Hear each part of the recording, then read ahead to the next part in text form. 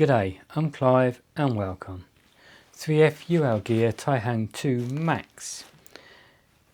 The bag, now I'm swapping the bags, not because this one isn't any good, it is a very good bag. Easy to get the tent in, lightweight, some nice compression straps on there, carry handles, very well thought out, good quality bag.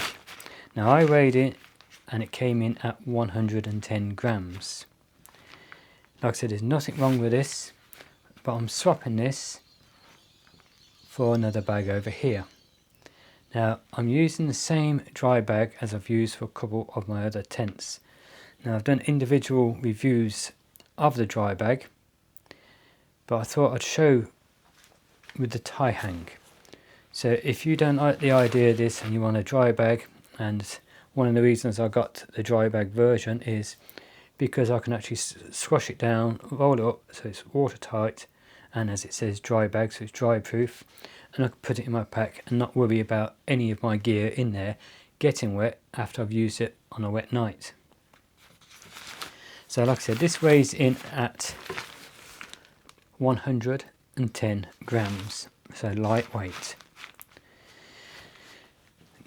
Sea to Summit dry bag in burnt olive is what I'm replacing it with. Size wise, very similar. The 3FULGear one is where you velcro and fold it is about the extra bit to what this bag has got. Move it over there.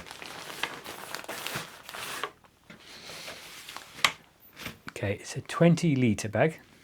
I'll tell you up front, for this to fit in comfortably and with no, let's say, not too big and it's not tight. Measurements are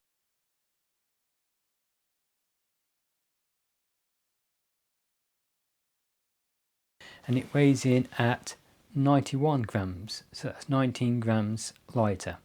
Makes no difference weight wise. To me that doesn't, that's nothing, but in case anyone are interested, it's that little bit lighter. Told you one positive, it's a dry bag, so it's waterproof, so I can put it in my backpack and nothing else will get wet. Another one is, if I wanted to, I'd get a shoulder strap which attaches to it from this point up to the D-ring, so I could actually have that over my shoulder. So it makes it even more versatile.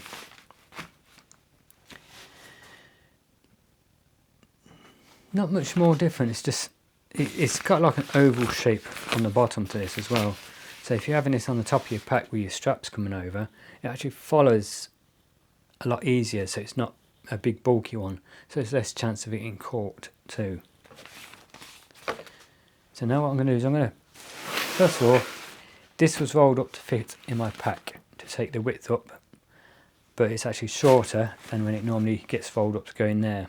So this is actually wider than if you left it in the original fold. So just grab this. Always a little bit more difficult putting it in the top here.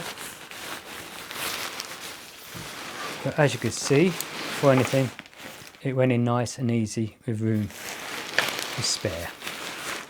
So just slowly work it in there.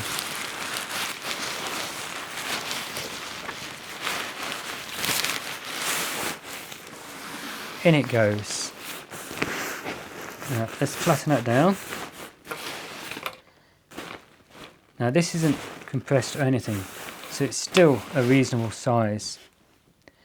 The benefits of this one, which match the benefits of that one, the poles still fit in, the pegs fit in, and I've also got the extreme weather poles, which is when you double pole your tent, and a second set of pegs, longer ones, for when the ground's softer or you want a good real pitching, real tight, strong pitch.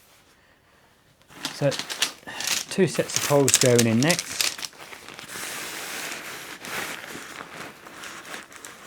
Now, I could have rolled these in with the tent and it still fits, but I'm going to roll that just to the side. So that's over this side now. Give it a push, yep, still all good. Second poles I'm going to put there also. Another 3 poles in there, full set. It's gone in there, let's just fold them over so there's no cords hanging out. So we've got these cords from the pole bag. We just roll it, fold it over and tuck that in, so they're out of the way.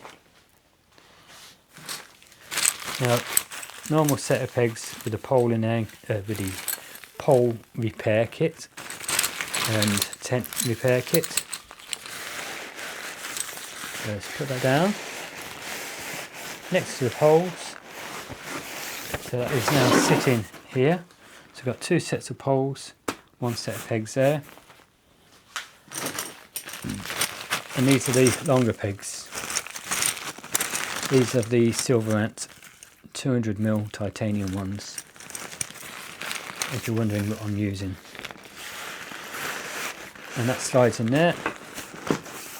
Give it a squidge so it's all in its own place. There's no areas that are empty or extra empty or where you can't really put much more in. So now, roll top.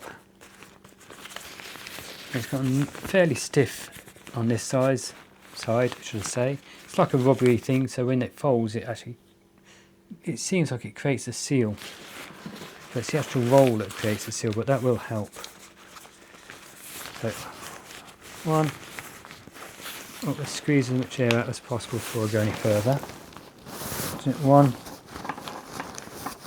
2, 3, 4 rolls. Tuck it back, click it through, and that's done. That's the extreme weather pole kit, normal pole kit, normal pegs, 8-inch pegs, and a Taihang 2 Max tunnel tent, all fit in to the Cedar Summit dry bag. And again, the colour, which I really like, which as you could probably tell almost matches my t-shirt, is a burnt olive. It's 20 litres, 70D nylon material, and 91 grams in weight. Well worthwhile doing. The other 2 tents I've done it with, 3 tents I've done it with actually, work out great. It's just, they're just that little bit bigger. Your tent can breathe when it's stored, so it's not getting really, because I hate putting the straps on. I just prefer my tents rolled up and put in the bag so it can expand, so there's no actual stress points on it. And the size of this allows that with the Taihang 2, with all the poles and all the pegs. The footprints in there too. I've actually got room, as you can see. I could get a second footprint in there if I want to, or any little bits, odds and sods, spare guy lines. So, hope you've enjoyed this quick video about the Cedar Summit dry bag. And if you have, and you're not already a subscriber, please go down below, click on the subscribe button, click on the notification bell next to it and select all, so you can be notified of all future videos. Hit the like button, the thumbs up. And if you are already a subscriber, again, I thank you very much.